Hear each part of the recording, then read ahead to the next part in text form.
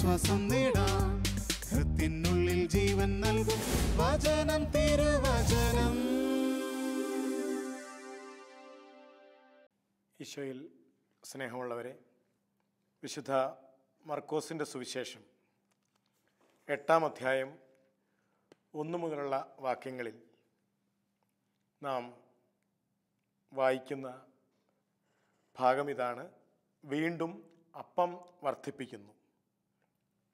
ചില സൂചനകൾ ഈ അപ്പം വർദ്ധിപ്പിക്കൽ സംഭവം നമുക്ക് തരുന്നുണ്ട്. 8-ാം അധ്യായത്തിൻ്റെ 1 മുതലുള്ള വാക്യങ്ങൾ ഇങ്ങനെയാണ്: ആ ദിവസങ്ങളിൽ വീണ്ടും ഒരു വലിയ ജനാവലി ഒന്നിച്ചുകൂടി. അവർക്ക് ഭക്ഷിക്കാൻ ഒന്നുമുണ്ടായിരുന്നില്ല. തുടർന്ന് നമ്മൾ വായിക്കുന്നുണ്ട്, ശിഷ്യന്മാരെ വിളിച്ച് അവർക്ക് ഭക്ഷിക്കാൻ കൊടുക്കുന്നതും അങ്ങനെ അവസാനം അവർ ഭക്ഷിക്കുന്നതും. 8-ാമത്തെ വാക്യം ഇങ്ങനെയാണ്. മർക്കോസ് സുവിശേഷം 8-ാം അധ്യായത്തിൻ്റെ 8-ാമത്തെ വാക്യം.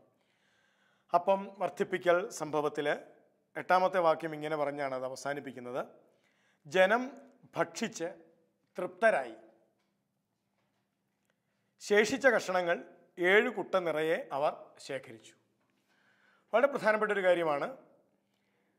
കൂടെ കൂടിയ ആളുകൾ അവർ കൊടുത്ത ഭക്ഷണം കഴിച്ച് തൃപ്തരായി. പ്രിയപ്പെട്ടവരെ, വളരെ അർത്ഥ തലങ്ങൾ ഈ തിരുവചനത്തിനകത്ത് നാം കണ്ടെത്തേണ്ടതുണ്ട്. നമ്മൾ ഇന്ന് ജീവിക്കുന്ന ലോകത്തിന് ഒരു പ്രത്യേകതയുണ്ട്. സംതൃപ്തമല്ലാത്ത ഒരു ലോകത്തിലാണ് നമ്മൾ ജീവിക്കുന്നത്. മാതാപിതാക്കൾ പറയും, മക്കൾ സംതൃപ്തരല്ല, എന്തു കൊടുത്തിട്ടും അവർക്ക് സംതൃപ്തിയില്ല. കാര്യം ഒത്തിരി അധ്വാനിക്കുന്നുണ്ട് മക്കൾക്ക് വേണ്ടി, പക്ഷെ അവർക്കങ്ങ് സംതൃപ്തിയില്ല. മക്കളുടെ സംതൃപ്തി മാതാപിതാക്കൾ ആഗ്രഹിക്കുന്ന കാര്യമാണ്, പക്ഷെ അവർ തൃപ്തരല്ല, പലതിലും അവർ തൃപ്തരല്ല. ഇനി മക്കൾ പറയും, മാതാപിതാക്കളും ഞങ്ങളിൽ തൃപ്തരല്ല. അപ്പോൾ ഈ അസംതൃപ്തി എല്ലാ സ്ഥലത്തും ഉണ്ട്. സമൂഹത്തിലേക്ക് എടുത്തു നോക്കിക്കഴിഞ്ഞാൽ അവിടെയൊക്കെ ഉണ്ട് ഈ അസംതൃപ്തിയുണ്ട്. മതങ്ങളിലുണ്ട്, പല വിഭാഗങ്ങളിലുണ്ട്. ആർക്കും ആരെയും തൃപ്തിപ്പെടുത്താനൊട്ട് കഴിയുന്നുമില്ല. അതാണ് വേറൊരു സവിശേഷത. നമുക്കങ്ങ് തൃപ്തിപ്പെടുത്താൻ പറ്റുന്നില്ല ആരെയും. എന്ത് കൊടുത്ത് തൃപ്തിപ്പെടുത്തും? ഇവിടെ നമ്മൾ വായിക്കുന്നത്, ഈശോ തൻ്റെ ചുറ്റും കൂടിയ ആളുകൾക്ക് ഭക്ഷണം കൊടുത്തു, അപ്പം കൊടുത്തു. അവർ തൃപ്തരായി എന്നത് വളരെ പ്രധാനപ്പെട്ട കാര്യമാണ്. തൃപ്തി ഉണ്ടാവണം. മാതാപിതാക്കളുടെ അധ്വാനം മക്കൾക്ക് തൃപ്തി നൽകണം. മക്കളുടെ അധ്വാനം മാതാപിതാക്കൾക്ക് തൃപ്തി നൽകണം. ഭാര്യയുടെ സ്നേഹം ഭർത്താവിന് തൃപ്തി നൽകണം. ഭർത്താവിൻ്റെ കഷ്ടപ്പാട് ഭാര്യയ്ക്കും തൃപ്തി നൽകണം. സമൂഹത്തിൽ എല്ലായിടത്തും അങ്ങനെയാണ്, തൃപ്തി നൽകണം. പക്ഷേ ഇപ്പോൾ നമ്മൾ വിദ്യാലയങ്ങളിൽ എടുക്കുക, പലപ്പോഴും അധ്യാപകർ തൃപ്തരല്ല പിള്ളേരെക്കുറിച്ച്. അപ്പോൾ ഈ അസംതൃപ്തി വളരെ പ്രധാനപ്പെട്ട ഒരു ഭാവമാണ്. ഇവിടെ ഒരു ചോദ്യമുണ്ട്: എന്തുകൊണ്ടാണ് കർത്താവ് ഭക്ഷണം വിളമ്പിയിട്ട്, അല്ലെങ്കിൽ കർത്താവ് ശിഷ്യന്മാരെ കൊണ്ട് വിളമ്പിച്ചിട്ട്, എന്തുകൊണ്ടാണ് അത് കഴിച്ചവർക്ക് തൃപ്തി ഉണ്ടാവാൻ കാരണമെന്ത് എന്നൊരു ചോദ്യം ഇവിടെ ഉയരുന്നുണ്ട്. നമ്മളിന്ന് പലതും ചെയ്തിട്ട് നമ്മുടെ ആളുകൾക്ക് തൃപ്തി ഉണ്ടാവുന്നില്ല. പ്രത്യേകിച്ച് നമ്മുടെ ഇടവകകളിൽ അങ്ങനെയാണ്, പല സമൂഹങ്ങളിൽ അങ്ങനെയാണ്. പലതും ചെയ്തിട്ട് തൃപ്തി ഉണ്ടാകുന്നില്ല. തൃപ്തിപ്പെടുത്താൻ വേണ്ടി കിണഞ്ഞു പരിശ്രമിക്കുന്നുണ്ട്, തൃപ്തി ഉണ്ടാവുന്നില്ല. വീടുകളിലൊക്കെ അങ്ങനെ തന്നെയാണ്. എന്നാൽ കർത്താവ് അപ്പം മുറിച്ച് വിളമ്പി അവർക്ക് തൃപ്തി വന്നു, മിച്ചവും വന്നു എന്നാണ് അവിടെ. നോക്കണം, 7 അപ്പം ഉണ്ടായിരുന്നുള്ളൂ അവിടെ. ഇവരെ മുഴുവൻ തൃപ്തിപ്പെടുത്താൻ തക്ക ലോറി കണക്കിന് അപ്പമൊന്നും അവിടെ ഇല്ല. 4000-ഓളം പുരുഷന്മാർ ഭക്ഷിച്ചു എന്നാണ് പറയണേ. 7 അപ്പം ഉണ്ടായിരുന്നുള്ളൂ താനും. അത്രയും കുറച്ചപ്പം ഉണ്ടായിട്ടും കഴിച്ചവർക്ക് തൃപ്തിയായി, മിച്ചവും വന്നു. സംതൃപ്തി എന്തുകൊണ്ട് അവർക്കുണ്ടായി? നമ്മൾ ചോദിക്കേണ്ട ഒരു ചോദ്യമാണ്. എന്തുകൊണ്ടാണ് കർത്താവ് അപ്പം വിളമ്പിയപ്പോൾ അവർക്ക് സംതൃപ്തി ഉണ്ടായത്? പ്രിയപ്പെട്ടവർ, അതിൻ്റെ ഒരു ഉത്തരം മർക്കോസ് സുവിശേഷത്തിൻ്റെ 8-ാം അധ്യായത്തിൻ്റെ ആദ്യ വരികളിലാണ് അതിൻ്റെ ഉത്തരം എന്നെനിക്ക് തോന്നുന്നു. എങ്ങനെ വിളമ്പണം, നമ്മൾ എങ്ങനെയാണ് മക്കൾക്ക് മാതാപിതാക്കൾ വിളമ്പേണ്ടത്? അത് ഭക്ഷണം മാത്രമല്ല, അവരുടെ ജീവിതം ആണല്ലോ അവർ വിളമ്പുന്നത്. അത് അധ്വാനം, കഷ്ടപ്പാട്, ശാരീരിക അധ്വാനം. എങ്ങനെയാണ് ഒരാൾ മറ്റൊരാൾക്ക് വിളമ്പിക്കൊടുക്കേണ്ടത്? കർത്താവ് എങ്ങനെയാണ് വിളമ്പിയത്? അതുകൊണ്ടാണ് സംതൃപ്തി ഉണ്ടായത്. 1 മുതലുള്ള വാക്യങ്ങൾ വീണ്ടും നമ്മൾ വായിക്കുകയാണ്. ആ ദിവസങ്ങളിൽ വീണ്ടും ഒരു വലിയ ജനാവലി ഒന്നിച്ചുകൂടി. അവർക്ക് ഭക്ഷിക്കാൻ ഒന്നുമുണ്ടായിരുന്നില്ല. അവൻ ശിഷ്യന്മാരെ വിളിച്ചു പറഞ്ഞു, ഈ ജനക്കൂട്ടത്തോട് എനിക്ക് അനുകമ്പ തോന്നുന്നു. അപ്പോൾ അതാണ് വളരെ പ്രധാനപ്പെട്ട കാരണം. ഈ വിളമ്പലിന് പ്രചോദനമായത്, അല്ലെങ്കിൽ ഈ വിളമ്പലിൻ്റെ കാരണം എന്താണ്? കർത്താവിന് ആ ജനത്തോട് തോന്നിയ അനുകമ്പയാണ് ഈ വിളമ്പലിൻ്റെ കാരണം. പ്രിയപ്പെട്ടവരെ, നമ്മൾ ഇന്ന് ധാരാളം സുവിശേഷം പ്രഘോഷിക്കുന്നുണ്ട്. ഒരാൾ സുവിശേഷം പ്രഘോഷിക്കുന്നതിന് മുൻപ് അയാൾക്ക് താൻ ആരോട് പ്രഘോഷിക്കുന്നുവോ ആ സമൂഹത്തോട് തോന്നേണ്ട ഒരു അനുകമ്പയുടെ തലമുണ്ട്. അതിൻ്റെ പ്രതിപ്രവർത്തനമാകണം ഈ പ്രഘോഷണം. മക്കളുടെ ജീവിതത്തോട്, മക്കളോട്, വ്യക്തിപരമായി മക്കളോട്, അവരുടെ ജീവിതത്തോട് മാതാപിതാക്കൾക്ക് തോന്നുന്ന അനുകമ്പയുടെ അടുത്ത ഘട്ടമാണ് വിളമ്പൽ. അനുകമ്പയില്ലാത്ത വിളമ്പൽ ആരെയും തൃപ്തിപ്പെടുത്തില്ല എന്നൊരു അർത്ഥമുണ്ടപ്പോൾ. അനുകമ്പയില്ലാത്ത വിളമ്പിക്കൊടുക്കൽ, അത് എന്തുമാത്രം വിളമ്പാൻ വേണ്ടി എന്തോരം കഷ്ടപ്പെട്ടു, വിളമ്പാൻ വേണ്ടി എന്തോരം ത്യാഗം ചെയ്തു, വിളമ്പാൻ വേണ്ടി എന്തോരം ഓടി നടന്നു, ഒരു കാര്യവുമില്ല. അനുകമ്പയോടെ ഉള്ള വിളമ്പലാണ് മനുഷ്യരെ തൃപ്തിപ്പെടുത്തുന്നത്. അത് നമ്മുടെ കലാലയങ്ങളിൽ അധ്യാപകർക്ക് ആദ്യം തൻ്റെ മുമ്പിലിരിക്കുന്ന കുട്ടികളോടുണ്ടാകേണ്ടത് അനുകമ്പയാണ്. എന്നിട്ടാണ് വിളമ്പേണ്ടത്. ഒരു സ്ഥാപനത്തിൽ ജോലിയെടുക്കാൻ ചെല്ലുന്ന ആൾക്ക് ആദ്യം ഉണ്ടാകേണ്ടത് അനുകമ്പയാണ് ആ സ്ഥാപനത്തോട്, അല്ലെങ്കിൽ അതിൻ്റെ ഗുണഭോക്താക്കളോട്. എന്നിട്ടാണ് അയാൾ അവിടെ വിളമ്പേണ്ടത്, ജോലി ചെയ്യേണ്ടത്. ആ വിളമ്പൽ ആ സ്ഥാപനത്തെ തൃപ്തിപ്പെടുത്തും, അതിൻ്റെ ഗുണഭോക്താക്കളെ തൃപ്തിപ്പെടുത്തും.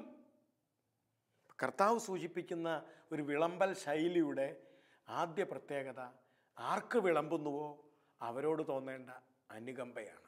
അതാണ് ഇവിടെ എഴുതിയിരിക്കുന്നത്, എനിക്ക് ഈ ജനക്കൂട്ടത്തോട് അനുകമ്പ തോന്നുന്നു. അപ്പം അനുകമ്പയാണ് വിളമ്പലിൻ്റെ ആദ്യ പടി. 2, ഇവർ 3 ദിവസമായി എന്നോട് കൂടെയാണ്. പ്രിയപ്പെട്ടവരെ, തൻ്റെ കൂട്ടത്തിൽ നടക്കുന്ന ജനങ്ങളെ കർത്താവായ ഈശോ മിശിഹായിക്ക് അറിയാം എന്നതാണ് മറ്റൊരു പ്രത്യേകത. തൻ്റെ കൂടെ നടക്കുന്ന ഈ ജനങ്ങളെ കർത്താവായ ഈശോ മിശിഹായിക്ക് അടിമുടി അറിയാം. അറിഞ്ഞുകൊണ്ടുള്ള വിളമ്പലാണ് മനുഷ്യനെ തൃപ്തിപ്പെടുത്തുന്നത്. അത് മറ്റൊരു വശമാണ്. അപ്പോൾ ആദ്യം ഞാൻ പറഞ്ഞു സംതൃപ്തിയോടെയുള്ള വിളമ്പൽ. 2, താൻ ആർക്ക് വിളമ്പുന്നുവോ അവരെ അറിയുക. വളരെ പ്രധാനപ്പെട്ട കാര്യമാണ് അവരെ അറിയുക. നോക്കൂ, കർത്താവിന് അവരെ അറിയാമായിരുന്നു. അവർ 3 ദിവസമായി തൻ്റെ കൂടെയാണ്, അവൻ അറിഞ്ഞിരുന്നു. അടുത്ത വാക്യം, അവർക്ക് ഭക്ഷിക്കാൻ ഒന്നുമില്ല. അതും കർത്താവിന് അറിയാമായിരുന്നു. അവരുടെ കയ്യിലൊന്നുമില്ല. ഇത് കർത്താവിന് അറിയാമായിരുന്നു.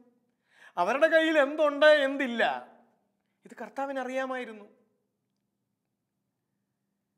പ്രിയപ്പെട്ടവരെ, നാം ആർക്ക് വിളമ്പിക്കൊടുക്കുന്നുവോ അവരെക്കുറിച്ചുള്ള അറിവ് ചെറിയ കാര്യമല്ല.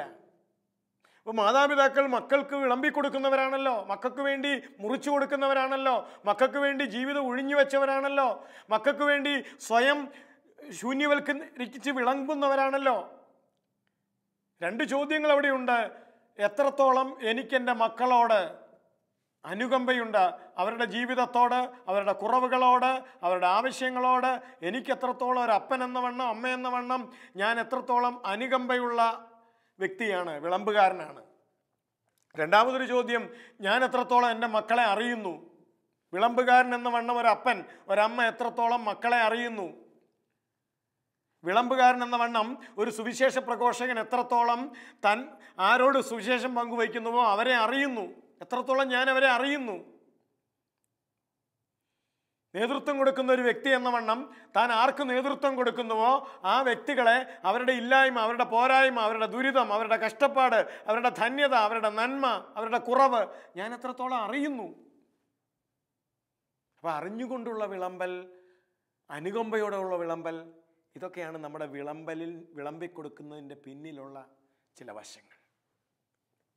നോക്കൂ, അടുത്തൊരു വാക്യം അതിൻ്റെ കൂടെ, അവരെ വിശപ്പോടെ വീട്ടിലേക്ക് പറഞ്ഞയച്ചാൽ അവർ വഴിയിൽ തളർന്നു വീഴും. കർത്താവിന് അത്രയും അറിയാം. അവരുടെ അപ്പോഴത്തെ ശാരീരിക സ്ഥിതി എന്താണെന്ന് പോലും കർത്താവിനറിയാം.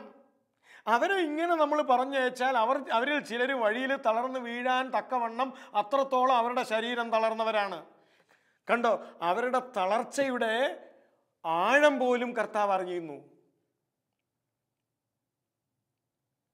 പ്രിയപ്പെട്ടവരെ, ഈ അറിവോടെയുള്ള വിളമ്പലാണ് അവർക്ക് സംതൃപ്തി നൽകിയത്. നമുക്ക് എത്രത്തോളം അറിയാം നമ്മളെ ഏൽപ്പിച്ചവരെ?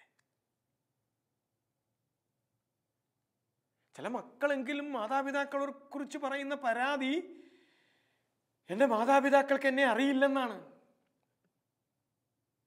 കഴിഞ്ഞ ദിവസം 10ാം ക്ലാസ് വിദ്യാർത്ഥിനിയായ ഒരു പെൺകുട്ടി അവളുടെ അപ്പനെ കുറിച്ച് പറഞ്ഞത്, അപ്പൻ ഒരു ഹൈസ്കൂൾ അധ്യാപകനാണ്, എന്നിട്ട് പോലും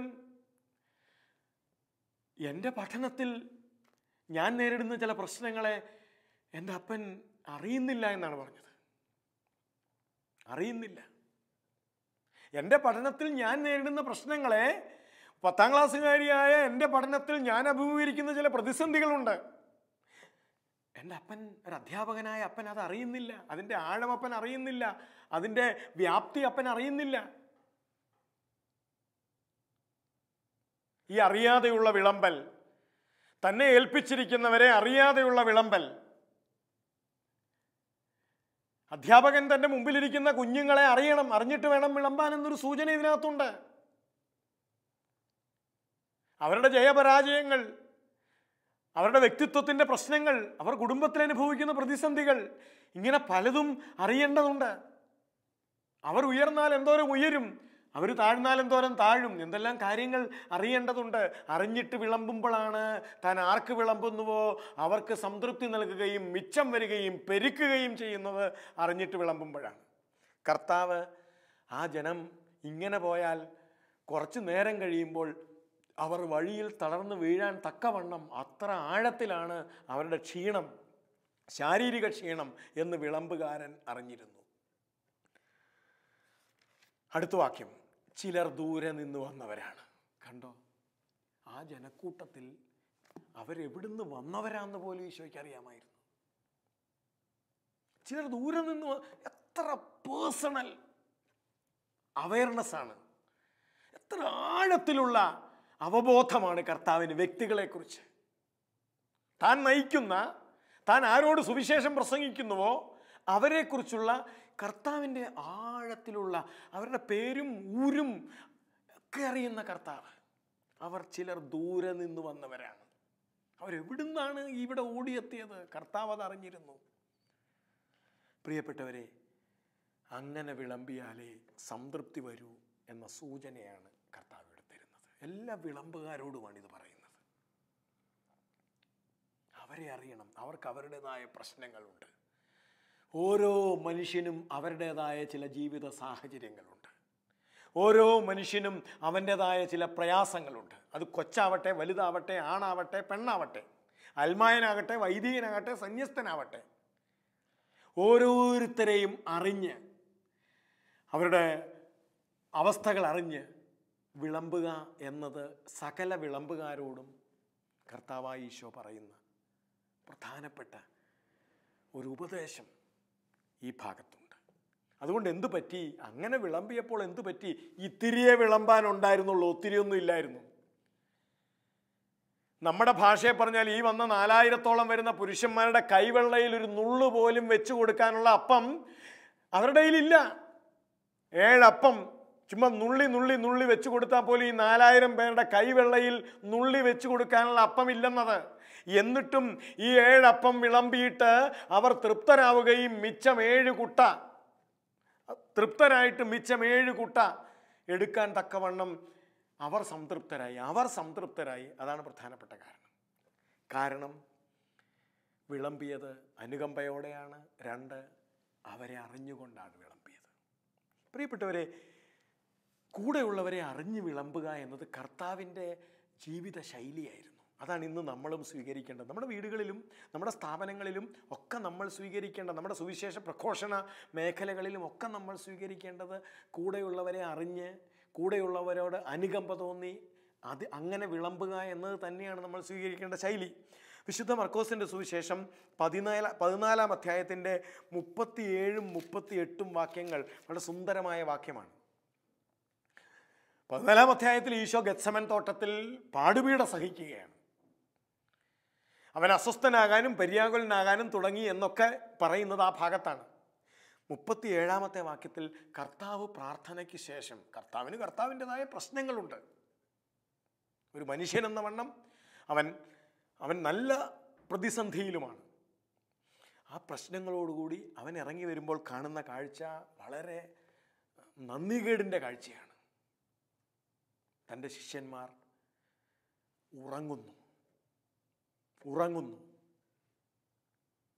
പ്രിയപ്പെട്ടവരെ, 38-ാമത്തെ വാക്യത്തിൽ കർത്താവ് അവരോട് അനുകമ്പ കാണിക്കുകയാണ്. അപ്പം അവരെ മനസ്സിലാക്കുകയാണ് കർത്താവ്. 38-ാമത്തെ വാക്യത്തിൽ കർത്താവ് പറയുന്നത് എങ്ങനെയാണ്? പ്രലോഭനത്തിൽ അകപ്പെടാതിരിക്കാൻ ഉണർന്നിരുന്ന് പ്രാർത്ഥിക്കുവിൻ. എങ്കിലും കർത്താവ് അവരെ മനസ്സിലാക്കിക്കൊണ്ട് പറയുന്നൊരു കാര്യം ഇതാണ്: ആത്മാവ് സന്നദ്ധമെങ്കിലും ശരീരം ബലഹീനമാണ്. ഞാൻ മനസ്സിലാക്കുന്നു നിങ്ങളുടെ ഉറക്കത്തിൻ്റെ കാരണം എന്താണെന്ന്. നിങ്ങൾ തളർന്നവരാണ്, നിങ്ങളുടെ ശരീരം ബലഹീനമാണ്. ഞാൻ മനസ്സിലാക്കുന്നു. പ്രിയപ്പെട്ടവരെ, കർത്താവ് അവരുടെ ക്ഷീണം മനസ്സിലാക്കുന്നു, അവരുടെ മാനസിക തളർച്ച. ചിലപ്പോൾ ഗുരു അവരിൽ നിന്ന് പിരിയാൻ പോകുന്നു എന്നതിൻ്റെ സങ്കടം അവരെ കണ്ടമാനം തളർത്തിയിട്ടുണ്ട്. ഇതൊക്കെ മനസ്സിലാക്കേണ്ട ആളല്ലേ ഗുരു? മനസ്സിലാക്കിക്കൊണ്ടാണ് അവരോട് സംസാരിക്കുന്നത്. നിങ്ങളുടെ ശരീരത്തിൻ്റെ തളർച്ച ഞാൻ മനസ്സിലാക്കുന്നു. പ്രിയപ്പെട്ടവരെ, ഇത്തരം ചില ഭാഷ നമ്മുടെ വീടുകളിലുണ്ടാവണം, നമ്മുടെ സമൂഹത്തിലുണ്ടാവണം. നിന്റെ ക്ഷീണം ഞാൻ മനസ്സിലാക്കുന്നു, നിന്റെ തളർച്ച ഞാൻ മനസ്സിലാക്കുന്നു, നിന്റെ ദുഃഖം ഞാൻ മനസ്സിലാക്കുന്നു, നിന്റെ ഉള്ളിലെ വേദന ഞാൻ മനസ്സിലാക്കുന്നു. ഇങ്ങനെയുള്ള ചില വാചകങ്ങൾ നമ്മുടെ സമൂഹത്തിൽ നിന്നെ ഞാൻ മനസ്സിലാക്കുന്നു എന്ന് അപരനോട് തെളിച്ചു പറയുന്ന ചില ശൈലികൾ ആവശ്യമാണ്. എങ്കിലേ നാം വിളമ്പിയാൽ തൃപ്തരാവും. അപരനെ മനസ്സിലാക്കാതെയുള്ള വിളമ്പൽ ഒരിക്കലും സംതൃപ്തിദായകമല്ല. ഇവിടെ ഉറങ്ങിക്കിടക്കുന്ന അവരെ ഗുരുവിന് വേണമെങ്കിൽ ശകാരിക്കാം, കുറ്റപ്പെടുത്താം.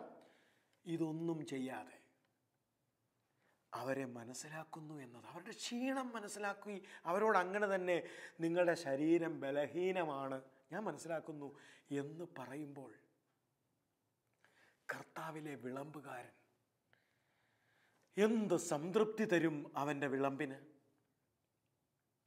മറ്റൊരു സംഭവം വിശുദ്ധ യോഹന്നാന്റെ സുവിശേഷം 11-ാം അധ്യായത്തിൻ്റെ 35-ാമത്തെ തിരുവചനമാണ്. 11:35. പ്രിയപ്പെട്ടവരെ, അവിടെ നമ്മൾ കാണുന്നത് കരഞ്ഞു കലങ്ങിയ കണ്ണുകളുമായിട്ട് അതുപോലെ തന്നെ ചങ്ക് പൊട്ടിയിരിക്കുന്ന 2 പെങ്ങന്മാരുടെ വീട്ടിലേക്ക് കർത്താവ് കയറി ചെല്ലുന്ന രംഗമാണ്. മരിച്ച ലാസറിൻ്റെ വീട്ടിലേക്ക് കർത്താവ് ചെല്ലുന്നു. അവരുടെ ദുഃഖത്തിൻ്റെ ആഴമൊക്കെ സുവിശേഷകൻ വർണ്ണിക്കുന്നുണ്ട്. ഈശോ ചെല്ലുന്നത് കണ്ടുകൊണ്ട് തന്നെ മർത്താവ് ഓടിച്ചെന്ന് വലിയ വായിലെ കരയുന്നുണ്ട്. അവരത്ര ദുഃഖിതരാണ്. ആങ്ങള മരിച്ച ഇതിൻ്റെ സങ്കടത്തിൽ ദുഃഖപൂരിതരായിരിക്കുന്ന 2 പെങ്ങന്മാർ. അവിടെ കർത്താവ് വാക്കുകൾ കൊണ്ടല്ല അവരെ ഞാൻ നിങ്ങളെ മനസ്സിലാക്കുന്നു എന്നവരെ അറിയിക്കുന്നത്, വാക്കുകൾ കൊണ്ടല്ല.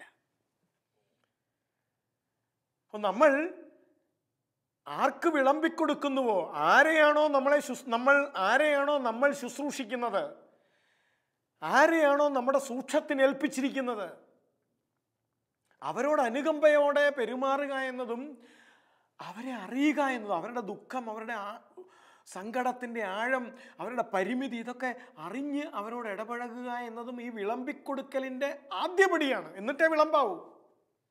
അല്ലെങ്കിൽ ചുമ്മാ ചവറ് വിളമ്പുന്നവരായിട്ട് നമ്മൾ മാറും.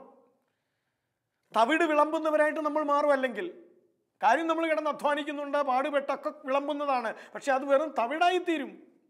അവനെ സംബന്ധിച്ച് അത് വെറും തവിടായിത്തീരും. കാരണം ഒരു കാരണവശാലും ആ വിളമ്പിയതിനകത്ത് ജീവനില്ലെന്ന്.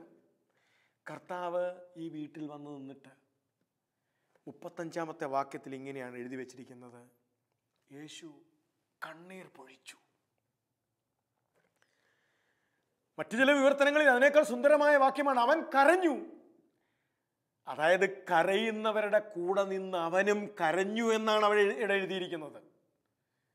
കരയുന്നവരുടെ കൂടെ നിന്ന് അവനും കരഞ്ഞു എന്ന് പറഞ്ഞാൽ നിങ്ങളുടെ സങ്കടത്തിൻ്റെ ആഴം ഞാൻ അറിയുന്നു. എന്നിട്ടാണ് അവൻ അവിടെ വിളമ്പ് തുടങ്ങിയത്. എന്നിട്ടാണ് അവൻ ചോദിക്കുന്നത്, എവിടെയാണ് ലാസറിനെ അടക്കിയിരിക്കുന്നത്? വാ, നമുക്ക് അങ്ങോട്ട് പോവാം. വിളമ്പ് തുടങ്ങുന്നത് പിന്നീടാണ്. ചെന്നപാടെ വിളമ്പുകയല്ല, അവൻ അവരുടെ കൂടെ കരയുകയാണ്. കാരണം നിങ്ങളുടെ ദുഃഖത്തിൻ്റെ, നിങ്ങളുടെ സങ്കടത്തിൻ്റെ ആഴം ഞാൻ മനസ്സിലാക്കുന്നു, എനിക്ക് നിങ്ങളോട് അനുകമ്പ തോന്നുന്നു. എന്നിട്ടാണ് വിളമ്പുന്നത്. എന്ത് ഗുണമുണ്ടായി? അവർ സംതൃപ്തരായി. ഒരു സംഭവം കൂടി, യോഹന്നാന്റെ സുവിശേഷം 20-ാം അധ്യായത്തിൽ ഉയർത്തെഴുന്നേറ്റ കർത്താവ് ചോദിക്കുന്ന ആദ്യത്തെ ചോദ്യം ഈ ചോദ്യം തന്നെയാണ്. 20-ാം അധ്യായത്തിൻ്റെ 15-ാമത്തെ വാക്യം. അതായത് കർത്താവിൻ്റെ കല്ലറയിലേക്ക് മറിയം ആഴ്ചയുടെ ആദ്യ ദിവസം ഇരുട്ടായിരിക്കുമ്പോൾ തന്നെ ഓടിച്ചെന്നു അവൻ്റെ കല്ലറയിങ്കൽ. ശവശരീരം കാണുന്നില്ല. പിന്നെയാണ് ശിഷ്യന്മാരെ അറിയിച്ച് അവരും വന്ന് നോക്കി സ്ഥിരീകരിച്ചു, കർത്താവില്ല, ഉയർത്തെഴുന്നേറ്റു, കർത്താവില്ല. അവളവിടെ നിന്ന് കരയുന്നുണ്ട്, കർത്താവിനെ കാണാത്തത് കൊണ്ട്. അവൾക്ക് ഉയർത്തെഴുന്നേറ്റു എന്ന അവബോധം ഒന്നും ചിലപ്പോൾ കണ്ടെന്ന് വരില്ല, അല്ലെങ്കിൽ കർത്താവിനെ കാണണില്ല. അവൾ അവിടെ നിന്ന് കരയണുണ്ട്, ചങ്കുപൊട്ടി കരയണുണ്ട്, വാവിട്ട് നിലവിളിക്കണുണ്ട്. പ്രിയപ്പെട്ടവരെ, അപ്പോഴാണ് തോട്ടക്കാരൻ്റെ രൂപേണ അവിടെ നിൽക്കുന്ന കർത്താവ് അവളോട് ചോദിച്ചു, ഉയർത്തെഴുന്നേറ്റ കർത്താവ് ചോദിച്ച ആദ്യത്തെ ചോദ്യം എന്ന് വേണേൽ പറഞ്ഞു, സ്ത്രീയെ എന്തിനാണ് നീ കരയണേ? സ്ത്രീയെ എന്തിനാണ് നീ കരയണേ? എന്തർത്ഥമുള്ള ചോദ്യമാണ്, എന്താഴമുള്ള ചോദ്യമാണ്. നിന്റെ മുഖം എന്താ വല്ലാണ്ടിരിക്കണേ? മടുത്തോ? സ്കൂൾ വിട്ട് വരുന്ന കുഞ്ഞിനെ ചേർത്ത് നിർത്തി അമ്മ ചോദിക്കണം, മടുത്തോ? അതിനു മുമ്പ് ചോദിക്കരുത് ടെസ്റ്റ് പേപ്പറിന് മാർക്ക് എത്ര കിട്ടിയെന്ന്. ജോലി കഴിഞ്ഞ് വരുന്ന ഭർത്താവിൻ്റെ കയ്യെ പിടിച്ചിട്ട് ഭാര്യ ചോദിക്കണം, മടുത്തോ? അതിനു മുമ്പ് ചോദിക്കരുത് എന്തേ താമസിച്ചെന്ന്. വൈകിട്ട് വീട്ടിലെത്തുന്ന ഭർത്താവ് ഭാര്യയുടെ കയ്യെ പിടിച്ച് ചോദിക്കണം, മടുത്തോ? അതിനു മുമ്പ് ചോദിക്കരുത് ഇവിടെ തിന്നാനൊന്നും ഇല്ലെന്ന്. ആദ്യം വേണ്ടത് ചില അറിവുകളാണ്. നീ മടുത്തോ? കൊച്ചു മടുത്തോ? നിങ്ങൾ മടുത്തോ? ഇത്തരം ചില തിരിച്ചറിവുകളാണ് ആദ്യം. എന്നിട്ട് വിളമ്പണം, എന്നിട്ടേ വിളമ്പാവൂ. അല്ലാതെ വിളമ്പിയാൽ ആരെയും തൃപ്തിപ്പെടുത്തില്ല എന്നൊരു സുവർണ സന്ദേശം ഈ അപ്പം മുറിക്കൽ, അപ്പം വർദ്ധിപ്പിക്കൽ സംഭവം നമ്മുടെ മുമ്പിൽ വയ്ക്കുന്നുണ്ട്. ആദ്യമുണ്ടാകേണ്ടത് അനുകമ്പയാണെന്ന്, ആദ്യമുണ്ടാകേണ്ടത് അന്വേഷണമാണെന്ന്. ഉയർത്തെഴുന്നേറ്റ കർത്താവിൻ്റെ ചോദ്യവും അന്വേഷണമാണ്. എന്താ കരയണേ? ഈ അന്വേഷണമാണ്, ഈ അറിയലാണ്. നീ എന്തിനാ കരയണേ? അവളെ അറിയാൻ ശ്രമിക്കുകയാണ്. എന്നിട്ടാണ് വിളമ്പുന്നത്. പിന്നീട് വിളമ്പുന്നത് ഇവളെ അറിയുകയാണ്. എന്നിട്ടാണ് വിളമ്പുന്നത്. നമുക്കും നമ്മുടെ വീടുകളിലായാലും സ്ഥാപനങ്ങളിലായാലും കലാലയങ്ങളിലായാലും ഇടവകകളിലാണെങ്കിലും ആരെങ്കിലുമൊക്കെ അറിയുന്നവരുണ്ടായിരുന്നെങ്കിൽ, ആരെങ്കിലുമൊക്കെ അനുകമ്പയോടെ ഒന്ന് നോക്കുന്നവരുണ്ടായിരുന്നെങ്കിൽ, ഒന്ന് കൂടെ കരയാൻ ഉള്ള മനുഷ്യരുണ്ടായിരുന്നെങ്കിൽ, ഒത്തിരി പേര് സംതൃപ്തിയോടെ ഒത്തിരി പേര് നമ്മുടെ വീടുകൾക്കകത്തും നമ്മുടെ കലാലയങ്ങൾക്കകത്തും നമ്മുടെ പള്ളിക്കൂടങ്ങൾക്കകത്തും നമ്മുടെ പള്ളിക്കകത്തും ഒത്തിരി സംതൃപ്തി നിറഞ്ഞ ഹൃദയങ്ങളുണ്ടായേനെ. നമ്മുടെ പള്ളി കഴിഞ്ഞും പള്ളിക്കൂടം കഴിഞ്ഞും ഒത്തിരി പേര് സംതൃപ്തിയോടെ തിരിച്ചുപോയേനെ. കുറച്ചുകൂടി നമുക്ക് വിളമ്പുകാർക്കെല്ലാവർക്കും, സുവിശേഷ പ്രഘോഷകർക്കും മാതാപിതാക്കൾക്കും നേതാക്കൾക്കും തങ്ങളുടെ സൂക്ഷ്യത്തിനേൽപ്പിച്ചിരിക്കുന്നവരെ കുറച്ചുകൂടി അനുകമ്പയോടെ നോക്കാമെന്ന്, അല്പം കൂടി അവരെ അറിയാം എന്ന് ഈ സുവിശേഷ സന്ദേശം നമ്മളെ ഉത്ബോധിപ്പിക്കുന്നുണ്ട്. നമുക്ക് പ്രാർത്ഥിക്കാം. കർത്താവേ, ഞങ്ങളെല്ലാം വിളമ്പുകാരാണ്. ഞങ്ങൾ വിളമ്പുന്നവർക്ക് സംതൃപ്തി കിട്ടണമെന്ന് അങ്ങ് ആഗ്രഹിക്കുന്നുണ്ട്. അത് ഭക്ഷണം വിളമ്പിയാലും, സ്നേഹം വിളമ്പിയാലും, അധ്വാനം വിളമ്പിയാലും, സുവിശേഷം വിളമ്പിയാലും കേൾക്കുന്നവർക്ക്, അത് അനുഭവിക്കുന്നവർക്ക് സംതൃപ്തി കിട്ടണമെന്ന് അങ്ങ് ആഗ്രഹിക്കുന്നുണ്ട്. കർത്താവെ, അങ്ങ് വിളമ്പിയത് ആർക്ക് വിളമ്പിക്കൊടുക്കുന്നുവോ അവരോടുള്ള ആഴമായ അനുകമ്പയോടെയാണ്. അവരെ അങ്ങ് അറിഞ്ഞിരുന്നു. അവരുടെ സകല കാര്യങ്ങളും അങ്ങ് അറിഞ്ഞിട്ടാണ് വിളമ്പിയത്, അനുകമ്പയോടെ. കർത്താവെ, അങ്ങനെ അറിഞ്ഞു വിളമ്പാൻ, അനുകമ്പയോടെ വിളമ്പാനുള്ള കൃപാവരം ഞങ്ങൾക്കെല്ലാവർക്കും തരണമേ. അങ്ങനെ സംതൃപ്തിയുള്ളൊരു സമൂഹം ഞങ്ങളുടെ ചുറ്റും രൂപപ്പെടാൻ കർത്താവെ അനുഗ്രഹിക്കണമേ. പിതാവിൻ്റെയും പുത്രൻ്റെയും പരിശുദ്ധാത്മാവിൻ്റെയും നാമത്തിൽ ആമേൻ.